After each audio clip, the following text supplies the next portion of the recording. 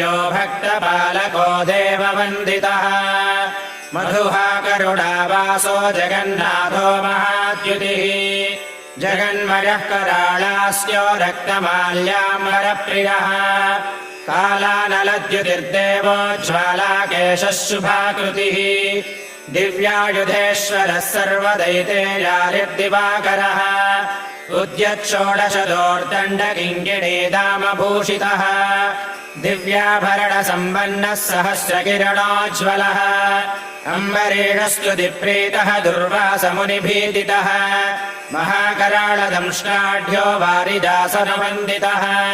ऋषिकेशो निर्विकल्पो दुष्टजन्तुभयङ्करः रणश्लाघेशरण्यात्मा तिरोहितदिनेश्वरः पौण्ड्रकाख्यशिरोहर्ता शिशुपालशिरोहरः गजेन्द्रक्लेशसंहर्ता प्रणतार्तिविनाशनः